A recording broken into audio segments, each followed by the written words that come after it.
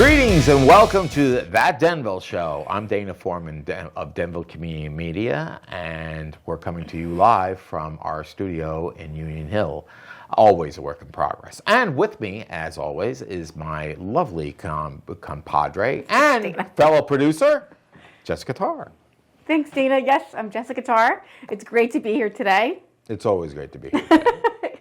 In the studio. So, Jessica's pregnant, and hopefully we get. I was trying to get this show done before she actually had to go and give birth, because then I'm going to lose her for a long time. So I was like rushing around getting everything done. So I'm glad we got this under the wire. Okay. I know. Me too. I'm really trying to keep everything together, with the family, and keep everybody's schedules going, including this one. So, but it's a busy month. Yeah, I'm on display in the third trimester. So January's busy. Yeah, you got 2 more weeks. I do. I have a lot of humility, and when it comes to this, we have no idea when this baby's coming. But the due date is January 24th. And it's your 6th daughter. Yes, that sounds like Greek mythology or something, but it's true. I mean, that's what happens. I mean, when you're pregnant, you're putting your life out there, and at this point, our lives are really out there. So. I guess 6th daughter. Can you imagine the car insurance and the cell phone bills in a few years? All right, Dana. I mean, we're trying to be as inconspicuous as we can.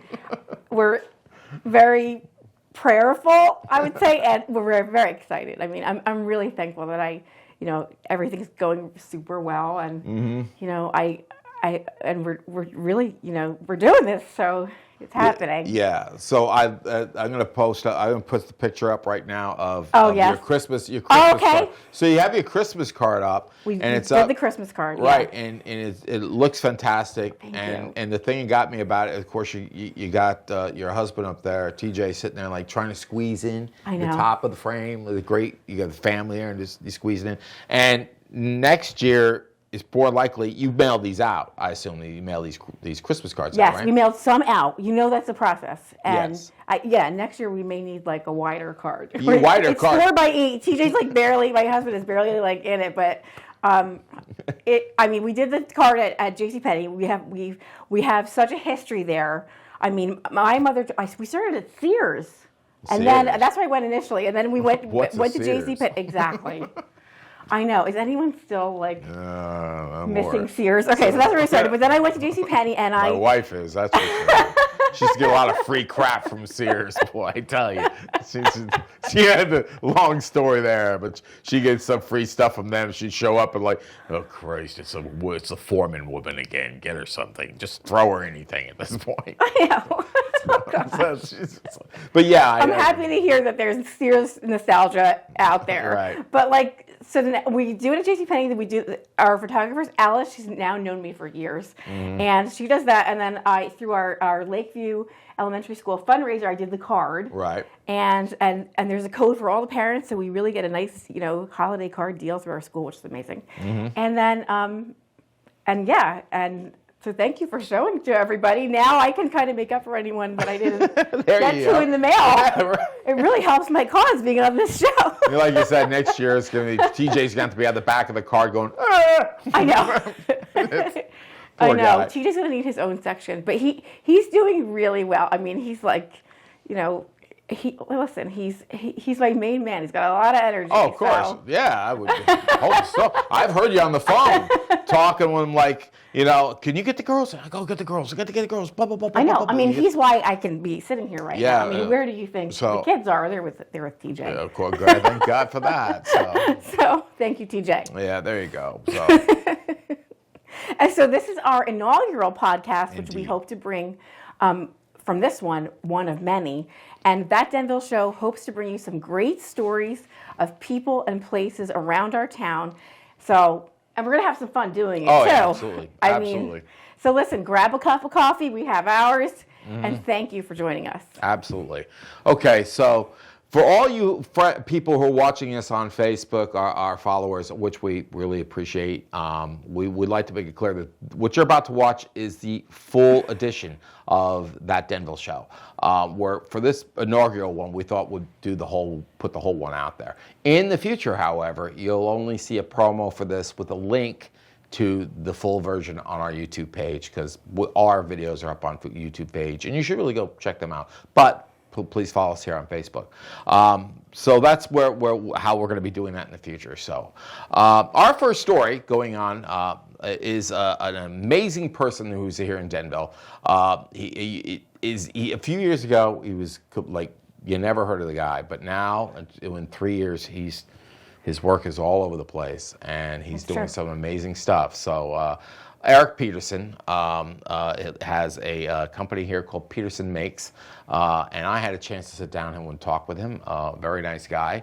And I reached out to him, and he had me over to a shop. Right. And he was working on something. I got lucky. I walked in, and I thought, well, what would he probably be doing today? I walked in, and what he had in front of me, he was working on a project, a very iconic project for a project here in town, a historical site that we all know and love.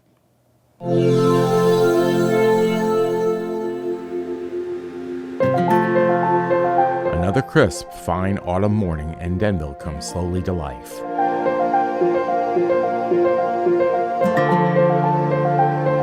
Sunlight cascades through the leaves, painting the landscape in a warm glow, even as the chill bites the air.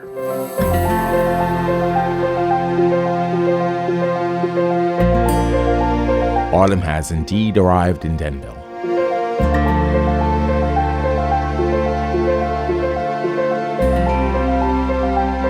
This day also begins in a simple wood shop with tools carefully stored and standing at the ready.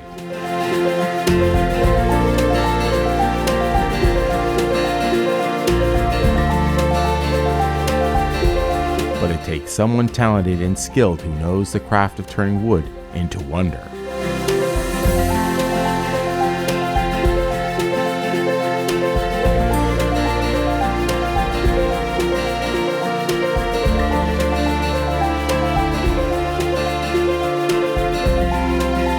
With a simple flip of a switch, this quiet work area slowly springs to life. Eric Pedersen of Denville is more than a carpenter. He is a craftsman who channels working with wood into an artistic form. Taking these talents to a new level, literally. I'm Eric Pedersen from Denville, and I'm with Pedersen Makes.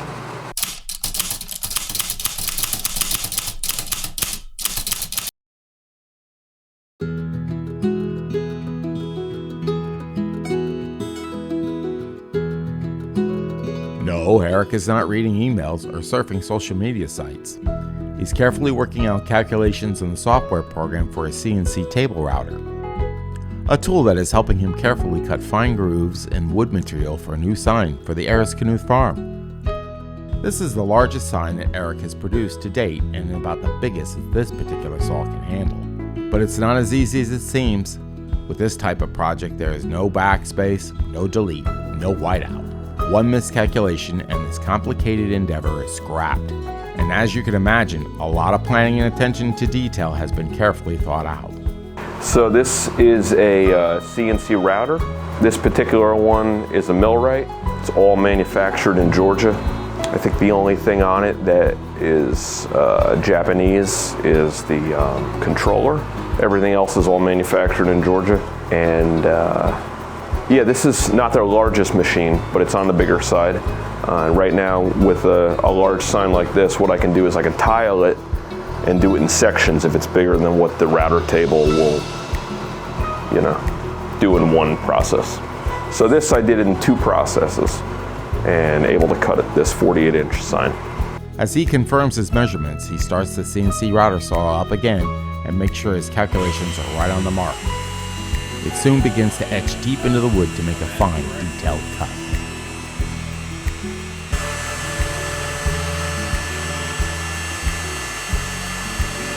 I felt very fortunate to be on hand as he carefully crafted this new sign that will soon hang outside the Knuth farm. He not only has to make one sign, but two, each to hang on either side of the post on the front of the property. Eric gave me some background on this latest sign project. Okay, so this is a sign. I'm making two of them. There's another board over there I have prepared for Ayers Knuth Farm Foundation. And they have an existing sign box there, like a monument sign, and I'm going to modify it and set it up with these two new signs, one on each side. And they're about 38 by 48 inches, and they'll get installed in the box. Right now I have a paint mask on here, and what I'll do is after I finish carving everything, I'll hit it with a little varnish so I don't get any bleeding. I'll paint in all the letters a nice black paint, let it dry, peel off the masking, and then I'm all set. And then I'll just seal up the edges of this. This is it's an MDO resin impregnated signboard. It's a more affordable option, especially for a nonprofit, and it'll hold up to the weather decently. This one, I think the carve time, I tend to do it, this one I'm doing on the slower side because it's my first time using this material and I don't know how it's going to cut, if it was going to chip out. I could probably do it quicker next time. I think this was about 5 hours for the one sign. I could probably do it in maybe 3 hours next time, I would say. I think I'm cutting it around, let me see what I have it set at. Yeah, I have it slow, only about 30 inches per minute, but normally I could cut this probably 64 inches per minute and still be on a safe side, and it would cut down the program time in half. So next time I work with this material, that's what I know now. So each time I do it is it's a learning process on how to handle the material, the best speeds and feeds for cutting it, and paint too. All different paints depending on what I'm painting. It's always a learning experience, but I take notes on everything. It's cool to just keep growing my skill sets. Oh yeah, so I have kind of a light dyslexia. It's not too bad, but I definitely have to reread most of the stuff I read. But I have a lot more dyscalculia. So I do a lot of number reversals, and I've messed up a lot of stuff before. And over the years, I've just learned to, triple, quadruple check everything. I take a lot of notes. I always have sticky notes everywhere where I'll write down the dimensions. There's times I'll write it right on my wrist or my hand with a permanent marker, just so I can keep checking when I'm setting up all the work offsets and zeros and everything, because one little mistake and I could have, everything off on one line. Have to redo the whole sign. I met Sue from the foundation, I think a year ago. I made them a replacement spindle for the farmhouse. It was missing a spindle for years, and they couldn't find anyone to fabricate a new one. So I made them a spindle. I think someone recommended me for that on there. So she reached out, and then when it was time for a sign, she saw that I do signs too. So now I'm making some signs. Eric's journey of a skilled carpenter has led him to all sorts of projects. With his talents, there is no stopping this craftsman. No project seems to be too big or small that he can't handle. Customized home furnishings, wood trays, countertops, office and store displays. He's made ornaments, cabinet doors, business signs of all types, and also restaurant accessories. You can see every custom item well planned and executed in its construction. What starts out as an ordinary piece of wood soon becomes something stunning that is fashioned under this maker's hand. You might even seen some of Eric's creations right around town. Like this amazing face-in-the-hole photo stand that was used at this town's Garlic Festival. Or this lovely beer that was used at the San Gennaro Festival. Or this amazing hut for shearing realty that pops up at town events. Building these particular pieces are also more of a family event, as Eric's wife Katie assists in sharing some of the creative input while also painting these amazing fabrications. I like planning projects with him. He throws a lot of his ideas off of me, just in the planning process. Sometimes if he has questions about like spacing or how to make it so that words will catch people's eyes more on his signs, then I'll help out with like the font or like the size of things. Just giving, we throw ideas off of each other for in the planning process, and I enjoy that the most. He tried it out a little bit first, and then I said, "Do you want me to give you a hand? I'm familiar with that type of blending, and I can do some blending for you." And he said, "Sure."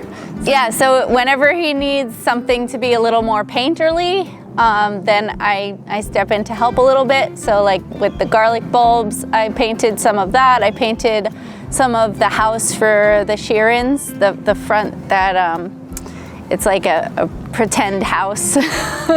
I painted some of the like bricks for that. And I also painted one of the side tables that he did. Anything that has to be like a little bit more painterly, I help out. While on a small break, I had a chance to talk with Eric about how Pedersen Makes came about and how he got his start in carpentry. My grandpa was a woodworker, and I used to see all the stuff he would do in his wood shop. It was a little smaller than my garage, a pretty decent sized shed set up in his backyard with power to it, and he had a lot of tools. And when he passed, my grandma gave me all his tools. Whenever I had a project, I would tinker with them. He passed when I was 20 years old, so I'm in my 40s now. So I've been like tinkering around with his tools for over 20 years, and just little house projects and stuff like that. And it just grew as a hobby maybe the past 10 years, where I started getting into making signs and outdoor furniture, and then it just gradually increased to more technical stuff. But it's always been something I've been messing around with, but a more serious hobby the last 10 years, I would say. All my jobs have always been in the trades, so I've always been good with the problem solving and working with my hands. So it's just another medium to work with. So yeah, I'm doing this full-time. I guess I would say full-time.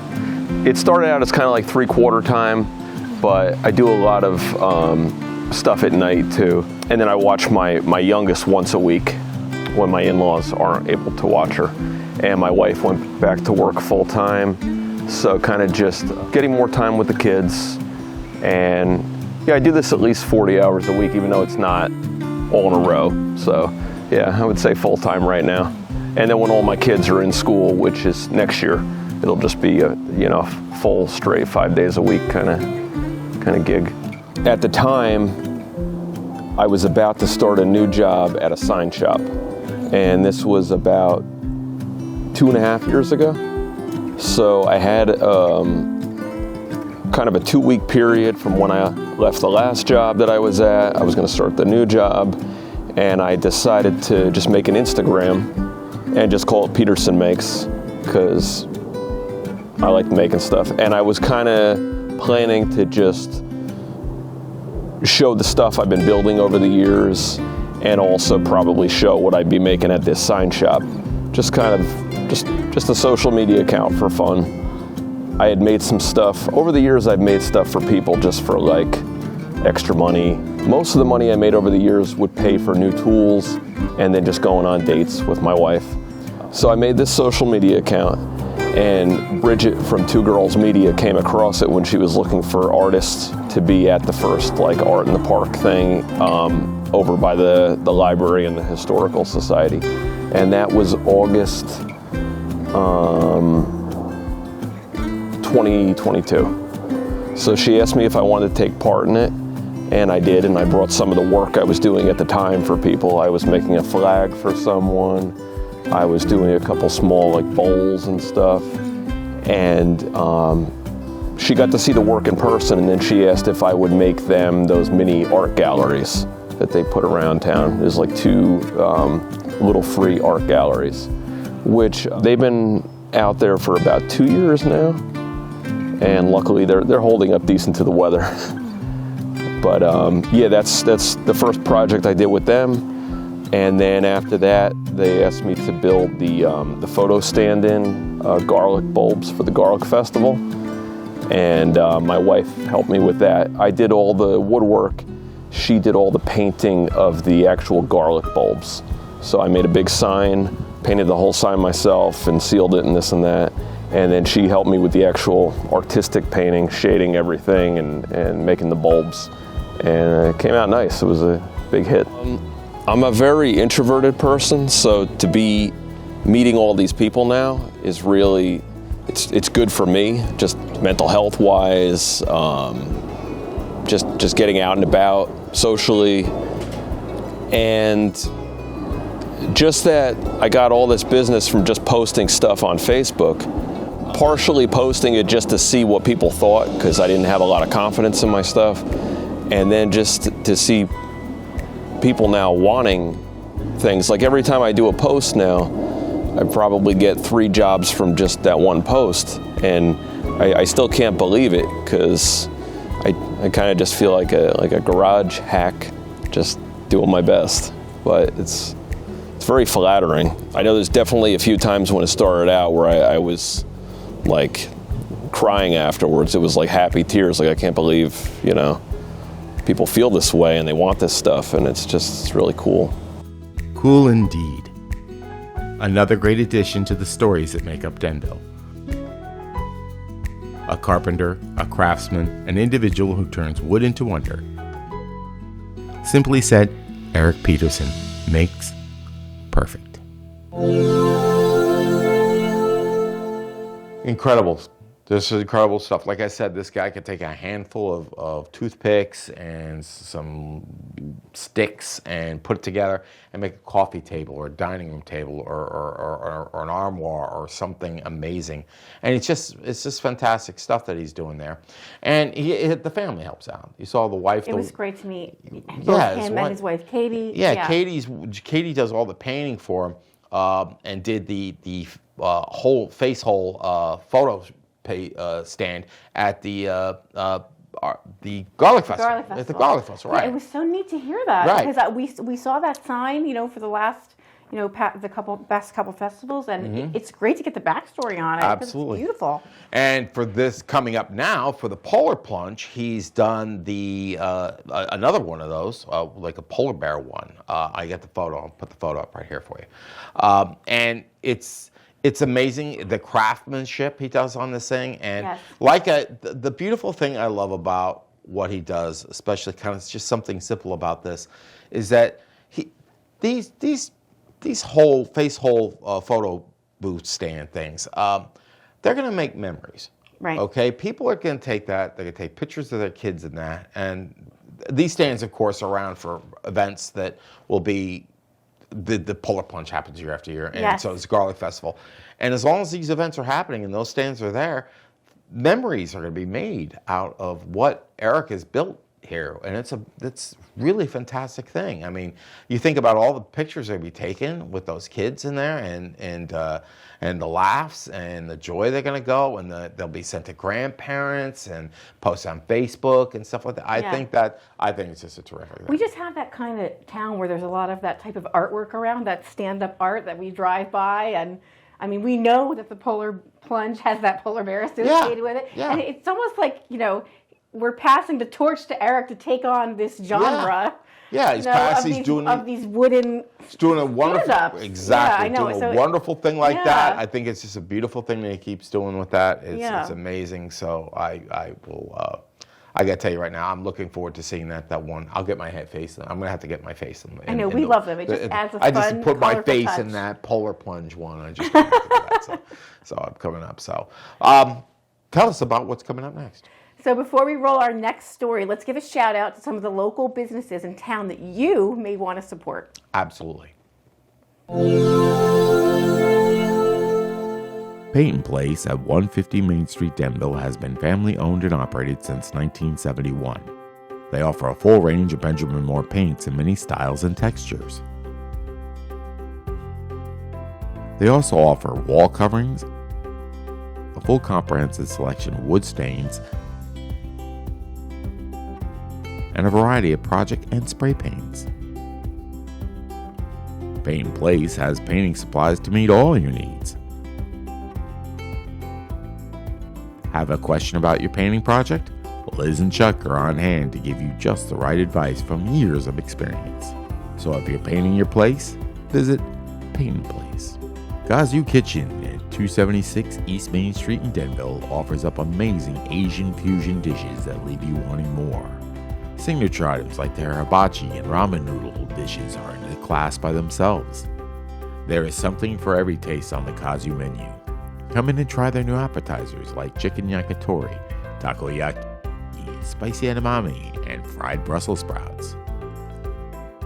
New owners Theo and Michelle continue the great friendly service that previous owners Christine and Annie provided, making Kazu Kitchen a must visit for your Denville dining experience. Right next door, you'll find the shipping grounds, also at 276 East Main Street. If you need anything shipped, no matter what it is or where it's going, Joe Corilla is the man with a plan. The shipping grounds also have a vast variety of business-related amenities, like notary and passport photo services available. So stop in into this great friendly business and say hi to Joe, who serves up a genuine smile with a cup of his espresso. Sisters, located at 23 Broad Street in Denville, offers up a warm and unique selection of items at this wonderful boutique. Here you can find clothing, jewelry, accessories, and a full selection of Jellycat toys available. Meg Olenowski and her staff are on hand with a smile to assist you with your shopping needs. Stop in and have a look around and see what treasures you can find. So get out soon and explore all the wonderful shopping, dining, and general services that our great town of Denville has to offer.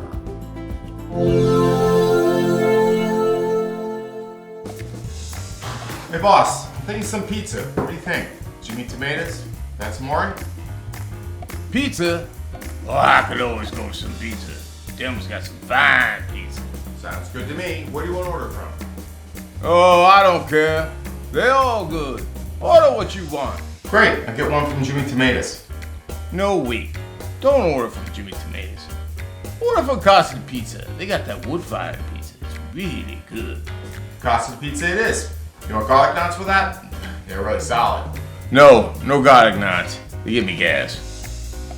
You know, wait. Order from Craves. Yeah, Craves. They got that decent sauce. Better yet, how about Il Tirante? Il Tirante. Oh, now those boys really know how to make a pie, just like back in the day. All right, I'll order from Il Tirante. You know, now I'm thinking about it, order up a Supers. Supers got some, what's the hell they call that? Artisan style pizza. Yeah, artisan style. Yeah, order up one of those. That sounds good. Wait, I'm not feeling that. How about one of those thin, crispy pizzas I hear about from Cafe Gravita? Always want to try one of those. Not too filling, you know what I mean? Now I'm thinking it. Maybe not be that filling at all, and I'm feeling a little bit more hungry than usual. You know, go to Denville Classic. DiMaggio's been around a long time in this town, and John's a master of making pizzas. Yeah, DiMaggio's. Okay, DiMaggio's it is. What do you want on it? Just cheese. Just cheese. Yeah, cheese and onion. Cheese and onion. Got Wait, sausage. Black olive too. it. Okay, that's a cheese pie with onions, sausage, black olive. Is that all? No, that's it.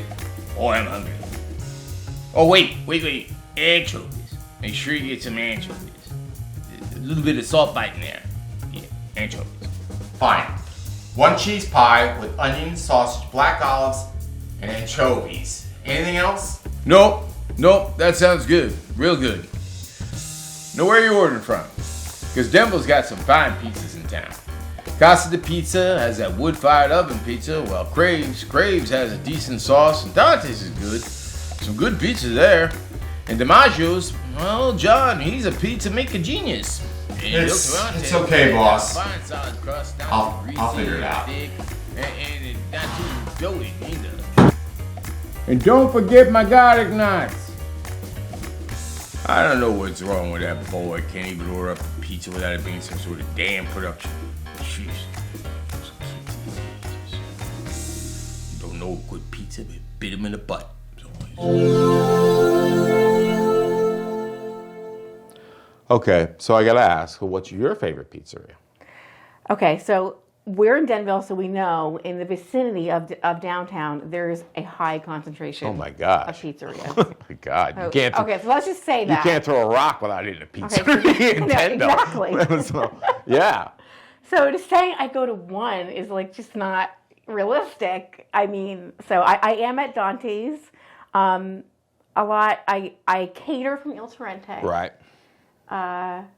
I've gotten lunch, at Denville Pizzeria. They made a beautiful salad for me one day. Oh man, yeah. It was definitely. like a gorgeous Yeah. chicken Caesar with avocado. Mm-hmm. And you don't really see avocado on the Caesar salad, but they put it on there. I forget if I asked them or not, but it was gorgeous. I love avocados. I just And wish it was avocados delicious. would hold up And, more often. They don't really seem to hold up that long. They're just. I got an avocado. Like, why does it rot a day later? It's true, but So it's like they somehow don't like hold all up. of our establishments here, like they're like on top of their avocados. Yeah. Like So I'm telling you, you won't find like a bad avocado in Denville. Avocado We on should a do a pizza. story. Avocado on a pizza. on how they accomplish that. Exactly. I like the DiMaggio's. That's one of my favorites. I've Yes. eaten Craves and all the others in town, but I'm kind of a DiMaggio's. The John down there does a great job with his pizzas, and the restaurant. If you ever go to the restaurant is a great restaurant. Yeah, the to go restaurant's to. great. Yeah, I really like going to his restaurant because the food there, they sure. Lisa likes to get the shrimp there. I like Right. it. They have a shrimp fried Diablo. It's just amazing. I love it. That's I know, awesome. and Maria from Rita Rosa, who I frequent a lot, they tapped into that because Yeah. the Italians know that to go there. Oh yeah. And Yeah, there's true. something about it. They're very authentic. Yeah. And So- it's usually quiet. It's not really a very busy place, but it's quiet, but it's good. What type of pizza do you like? Do you have any topping on your pizza? I mean, with me, like I kind of go for the white pies lately because of the whole like reflux thing. But like I like all the pizzas. I like a pizza with like a little. There's the whole pick your protein now. Right. I've kind of like segued that concept into pizza. So that means I'll have a lot of the chicken pizzas. I like peppers and onion and sausage, that kind of thing. So I like pizza has really has a great chance of being very filling. If you choose your slice. Yeah. Yep, true. I like With, so I like sausage, green pepper, and onion. Yeah, I know. love sausage, You can't go green pepper, wrong and with onion. that. It's so amazing and so good. I like sausage, green pepper, and onion. Not even on a Sicilian is really good. I mean, I'll have any topping. I like anchovies. You like anchovies? No, but Nobody I mean, likes it's anchovies. you know what it is. They It's get a just- bad rap. How about some anchovies and Brussels sprouts on a pizza? Oh yeah, now we're talking. Yeah. Oh, You're I know. I talking to should mention me. at Dante's, I do love the chicken francaise pizza. Chicken francaise? I never had Yes. chicken francaise pizza. Now they made it shrimp scampi. Now we're getting into a whole other I'm telling you, topic they're here. starting to shrimp put- scampi is really. I had that a long time ago, but one time it was really good. The next time it was a bit salty, so I didn't have it again. But yeah, I've had that. I had that there. It was pretty I'm good. telling you, there's some- If we're it's in still an made, era I haven't where eaten they're- in a long time. But yeah. Wait, where? At where? At Dante's, they made a At shrimp. Dante's, They made a yeah. shrimp scampi pizza years ago, but I don't know if they still make it. But it was very good when I They're had it. starting to put these higher menu items on pizza. Mm-hmm. That's what I'm saying. It's like it's a meal in one triangle. Yep. So it's good. So okay, you want to bring it on our next video? Yes, of course. So our next story features Meredith Petrillo, and she is our Denville Animal Control Officer, and we visited her at the Denville Animal Shelter in November with Mikaylay, and our adoption video had over 2,600 views. on Yeah. Facebook. Yeah, it was really good. We when we went over to do the story, I sat there and thought would be a good idea is if we actually just did a promo for the animals. Yeah. So we can help out the animal shelter get some publicity in adopting some of them. Of course, I don't know about if I ended up adopting one. I took home Sylvester. If you see the video, you'll see Sylvester in there, and I took Sylvester home. So I was like, yeah. So I got to pick him up. So he's yeah. So we did the promo, and yes, Mikaylay, outstanding. I said, Yeah. I went to her. I said, can you do the voiceover for this video? And she's like, I don't know. Is it really kind of a thing I could do? I'm like, yeah, I think you could do that. Because you're one of the volunteers on staff. And Right. She's a little camera shy, but she said, yeah, I'll do that. Outstanding job. Yeah. just knocked that thing out of the park, I tell you. And sat down, recorded it with me in like 5 minutes, and I was like, perfect. Yeah, This she really- did a great job. She did a great job. And then with it also, gave those cats a lot of attention, and some of them were adopted. So, Yeah. great story overall that we got. We did the promo, but we also got this great story to show you. Another cold wintry day in Denville. Over on Morris Ave, you'll find the Public Works Department. Here, you can recycle or dispose of electronics, lawn clippings, motor oil, batteries, paper, and plastic items. Just beyond that, back where the public work garages are, you'll find a small building that is the home of some of Denville's furriest orphan friends. They are sheltered here and being cared for by one of Denville Police Department's finest. Meredith Petrillo is the Denville Animal Control Officer, serving our community for 28 years. Her dedicated service is known far and wide across our town. Here at the Denville Animal Shelter, her base of operations, are about a dozen or so pets that are being cared for through local donations and volunteer help. Her job is not just a career, but rather a calling, filling a need that almost every town has, to help the littlest lives that cannot help themselves. It's purely animal control with a caring heart. Hi, my name's Meredith Petrillo, and I am the Animal Control Officer for Denville Township.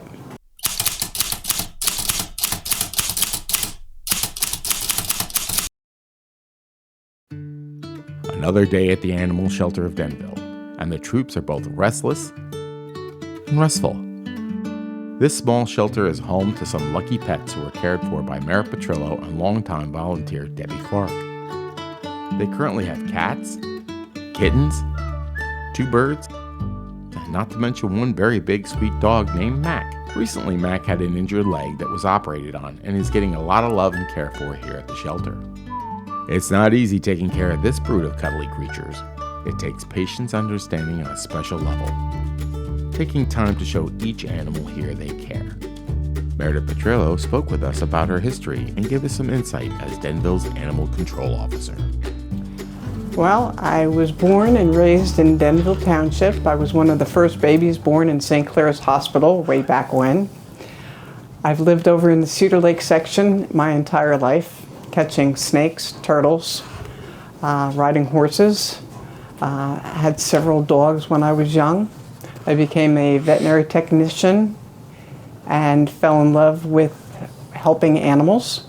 And then I became an animal control officer. In 1997, there was a woman by the name of Sue Fensky who was the animal control officer for Denville Township, and she was retiring. And at that point, I was working for Boonton and Rockaway Borough, and Denville asked me if I would like to come on part-time as the animal control officer for Denville Township. And I said, absolutely.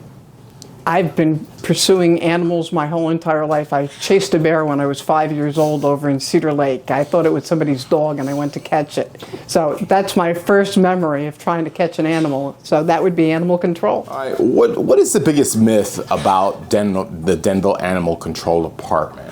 What did you find? Is there anything that floats out there that people say, oh, well, you control the animals, or is it, do you People put them think we down? euthanize animals. We do not. People do not like enforcement nowadays.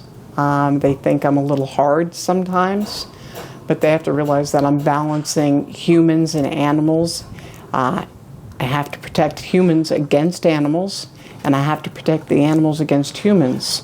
So it's a balancing act, and sometimes I am a little rough, but I'm doing it really to protect both the humans and the animals. I love working for this town.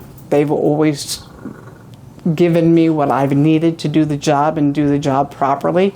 They've always treated me with respect. This town is just, I think every animal control officer in New Jersey would love to work for Denville Township because it's just a phenomenal place to work for. Yeah. I'll get calls about reptiles. I'm one of the only animal control officers in the area that works with reptiles. Matter of fact, I'm on the New Jersey Poisonous Snake Removal Team for Fish and Wildlife. So I'm not afraid to handle the reptiles. So I've taken in alligators. One was swimming in a pool in Parsippany, some kids purchased in Pennsylvania. I've taken 15-foot snakes out of one-room apartments in Dover. Chased iguanas up and down the streets of Dover. We've here in Denville, we have a problem with swans and domestic violence. When you have a pair of swans and a new one comes in, they start to fight and they'll actually kill one another. So what I'll have to do is capture one of the swans and remove it to another location because it just gets very ugly. So there are lots. It's just like ongoing. You never know day to day, and that's why I love my job. Every day is different. I couldn't repeat my day ever in all my time here in Denville. So what is the oddest and craziest animal you ever had to deal with during your time as an animal control officer? Is there something that's just like really came out? The oddest would be an emu up at the Rockaway Mall. There was another animal control officer from Rockaway Township. 2 emus had gotten loose from somebody's farm up there and they were running around the parking lot. And we assisted with that and relocated them to the Turtleback Zoo. So that was pretty unique. A wallaby that was running down Route 287 that ended up at the Montville Animal Shelter that we assisted in transporting and bringing it down to the Turtleback Zoo. Best story is I got a call about a bobcat when I worked in Boonton. And that really just, I got all excited, and bobcat living in this house, and they were going to call DIFUS. As a matter of fact, DIFUS called me and said, there's a bobcat living in this house. And I went over and I was really gung-ho and thinking that this was going to be quite something. And I knocked on the door and I asked the woman, do you have a bobcat living in your house? And she said, yes. And her son had named the cat Bob, and she called the cat, and there was my bobcat. And what makes it so rewarding? Where do you find the passion in doing this? Because you've been doing it for so long. Been doing it for a long time. I work 7 days a week, 24 hours a day. I love my job. I love doing what I'm doing. And the reason I do is because there are lots of times where I'm helping more than not. If somebody reaches out to me and needs help, that's when I really just, it's in my heart to help them out. And I think that's why I love it so much. Yeah. Love it. Love Boy Scouts. I love Girl Scouts. I love going to the schools and educating them. We do the Junior Police Academy. We do the Citizen Police Academy, educating. I just did the Kindness Fair over at Celebrate the Children. I love being out with the public and explaining to them what I do and why we do it. So it's basically educating the youngers on kindness, being kind to animals and being careful around animals. Older people, we try to educate them on wildlife. I get a lot of wildlife calls. Explain to them why the wildlife is here and what you can do to mitigate having them in your neighborhood and hopefully reducing the fear they have of a bear being in their yard or a coyote or a fox or what have you. So it's basically an educational process based on age. So how many animals pass through your facility a year? Depends. I would say average over the years it's 100, approximately 100. So this year it's been a little bit less. We do what's called TNVR, trap, spay, neuter, and release, vaccinate and release cats that are living in neighborhoods, so your neighborhood cats. So over the years we used to get probably 15 litters of kittens in the summertime, or spring and summer. Now maybe 1 or 2 litters because we've been doing it in all the neighborhoods in Denville. Do you have any assistants and volunteers that help? I do. I have Deb Clark. She's been here since 2011. She works 7 days a week. She keeps this place immaculate. She loves her cats. Spends a lot of time with the cats, which is really important because if you don't, they'll get to be like Anastasia. So she's really a huge asset to the shelter. As she mentioned, Debbie Clark is Meredith's volunteer assistant that keeps the shelter up and going. Debbie shared some of her thoughts working here at the shelter for these past 13 years. Well, I knew Meredith from town, and there was a few times where she needed some help with stuff, so I offered to volunteer. So I did that on a few occasions, and then it came to a point in time that she was looking for help here at the shelter. So I said I would be willing to work here. At the time there was another employee, so we split the week. He was a young fella, and he off to college he went, and since then I've been here full time. Right. So I'm here 7 days a week in the mornings. It's the best. There's been so many animals throughout the years that have found homes. That it's just great. I mean, ducks, pigs, geese. Pigs? Yeah, we had a pig. We had a pig. Yep. As a matter of fact, he was the mascot for one of the Chinese New Year's in Denville one year. I remember that You pig. remember that pig? That was, yeah, he lived here. He used to live here, yep. So he found a home. You know, as I said, I mean, Meredith she's not afraid of any animal that I know of. So it's been fun because there's just so many different types of animals that have come through here. You know, like she said, there's been, you know, snakes and coyotes and hawks and pigeons and doves and, you know, you name it, she takes care of it. Geese, you know, anything that's been injured that she will take care of, or, you know, hang on to it until she can transport it to maybe like something like Raptor Trust or whatever. You know, so it's been a lot of fun that way, in that regard. But yeah, finding the homes is the best Good. when they're walking out. Yes. Do you see yourself doing this much longer? We'll see. You know, it's. I mean, I'm hanging in there so far. So, you know, I would. My goal is to like have an empty shelter. You know, but I don't know if we'll ever have that. But that would be awesome. You know, at one point we were down to 4 cats. That was a great feeling. I was like, oh, we're almost there. But finding volunteers like Debbie is not an easy task, as Meredith explains.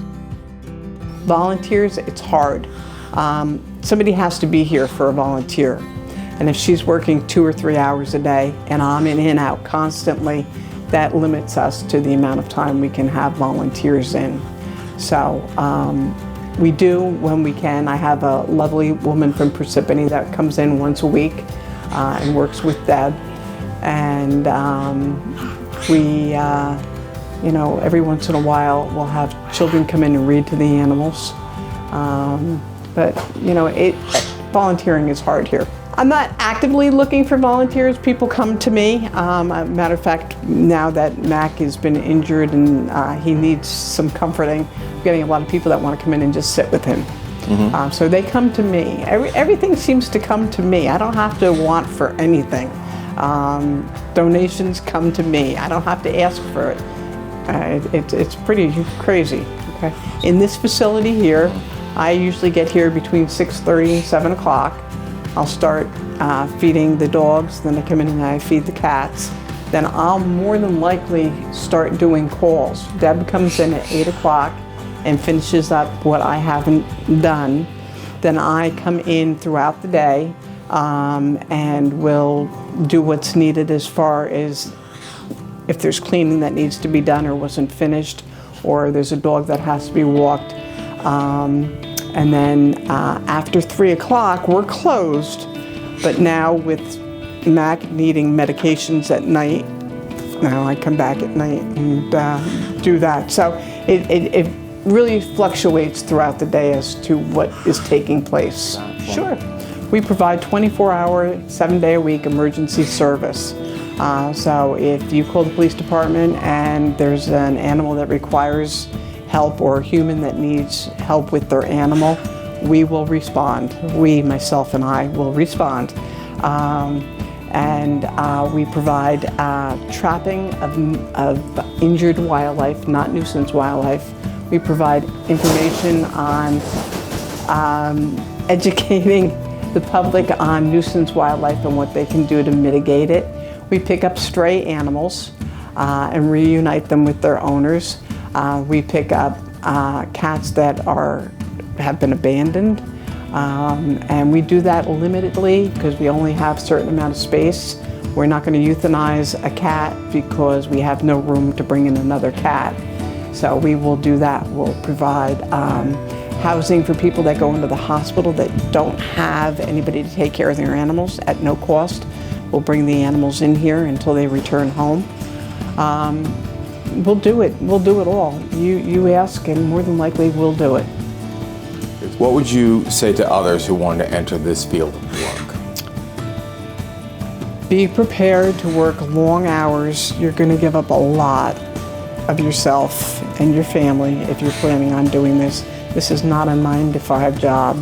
This is if you get a call of an animal that's been hit by a car up on Route 80, or some ducks that are in a storm drain that the public's gathering around saying you have to save them, you have to go, you have to respond. This isn't not my job type of job. This is a job where you're all in or don't do it. I've learned, and I'm still learning, that I can be extremely passionate and understanding when I have to be, but I've also learned that I can lose my temper very easily if somebody's injured or hurt an animal. And I try to maintain some control over that, but I'm still learning. I'm still learning about myself. I'm not sure. I anticipate retiring at some point. I don't know what I would hope that the town is going to continue with the program that I've set up for the town. May not be the same, but it never is when somebody leaves. But I would like to see a Morris County animal shelter. I would love to be a part of that. County College of Morris has a lot of land. Build a shelter up there, have a shelter program. Students could get a sheltering program and learn how to take care of animals, and a veterinary technician program, and have a facility there that would adopt out the animals that are left over in the municipal animal shelters. How would I like to be remembered? As somebody that did their job and did it well, I think would be okay, but forgotten would be okay too. Meredith and Debbie dedicate so much of their time taking care of these warm orphan faces, even as they wait for forever homes. Their place and their continuing story are a part of our community, as heralded by Meredith Petrillo, our animal control officer with a caring heart. I did not realize she's been here in town so long. Like, that was a lot. She's been around here. That's me and Lisa moved to this town in '98. She's been around since '97. That's a long time. But even before that, she grew up here. Yeah, she's been in this town. I mean, I would love to. I know she's probably the busiest person in town. But Yeah. I would love to do another interview with her. Oh, it would be great. Just Because follow around I to just go have out so and many ride. questions even from that. Like, where was she riding horses? I mean, here in Morris County, there are some farms that are still around, but I would just love to. She must have. There's so a horse much. farm I know about that was over on the other side of Valley View. Is it Valley View I'm thinking about? Yeah, like Valley View. old- There's the other side of Valley View. There's a road off the back of Valley View. There's a horse farm over there that I know was like heading out towards the Booten area that was out there. So We could do. I mean, endless stories with Meredith. yeah. But she's always been there for my family in terms of caring for our animals, our dogs. But she did something with you at the Girl Scouts, yes, right? and then I called her to see if one of my troops could come in. My 5th grade troop at the time could come in, and I wasn't sure what it was going to be, but it's something with the cats. I knew she had cats there. But when you hear about all the other animals that are there, like, and how she handles them, and how she really is just an exceptional person. I mean, like, the Parsippany alligator came to Meredith.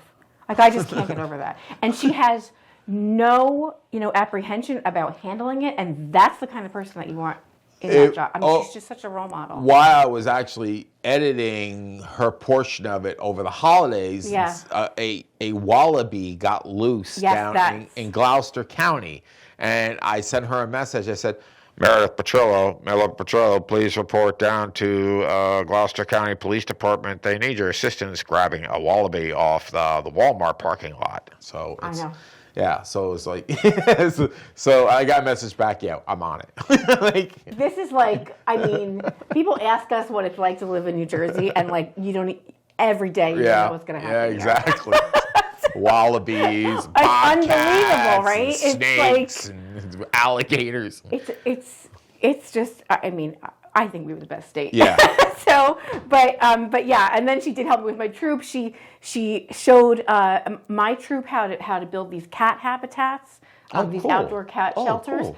I couldn't believe that, how the girls just took to her, and then she made this, she simplified this process for us. She's just worked a wonder with the whole thing, and then the girls were so inspired by her watching Meredith do it that then they made that their bronze award and built them on their own. That's so cool. But That's I really kind of, nice. I'm telling you, that was all for Meredith. So Meredith, really, thank you so much. Yeah. I can't even believe how you directed us in that way. That's an amazing story right there about her. So for both these stories, by the way, if you like these video segments, they are going to be part on our YouTube channel by themselves. Extended versions too. There's more to these interviews I'm going to be adding to them. Believe it or not, they're even longer and more interesting to watch. They'll be part of our Spotlight on Denville portion. You could go up there if you want to take a look at them. Plus, this whole video will be up there as well, but you'll be able to catch that too. And I predict more to come with Meredith because she is just wonderful and she just the stories, and I just love listening to her. Yep. And more stories from more people come around. And incidentally, while we're on the topic, if you have a story that you would like to sit there and you suggest to Denville Community Media, we can help you out. Maybe it could be a spot right here on That Denville Show. So by all means, you can get a hold of me and send us an email at denvillecommunitymedia@usa.com. Also, if you're also interested in volunteering for Denville Community Media, well, if you want to get behind the camera, in front of the camera, learn editing, and just generally have a good time with some really great people, by all means, come and, again, send an email to the same address, denvillecommunitymedia@usa.com. And please, don't forget to let me get this right. We have to like and subscribe on our YouTube page, okay, and follow us on Facebook. Yeah, because I always get the two of them mixed up. But I'm 62, I'm getting old. Webpage we're coming up with. www.dcmdenville.org. So take a look at that when you get a chance. Otherwise, thank you for joining us for Denville Community Media. I'm Dana Foreman. And I'm Jessica Tar. And we hope to see you around town. So you have any cravings when you're pregnant? I mean, now that we've been talking about the pizza, I mean... Cravings for pizzas? I'm in for the pregnancy. My mom had a thing for having sardines, anchovies, and mayonnaise when she was pregnant with me, but I guess that explains how I turned out. We're fine here at Denville Community Media, but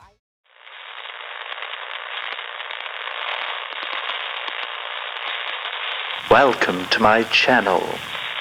Remember to subscribe.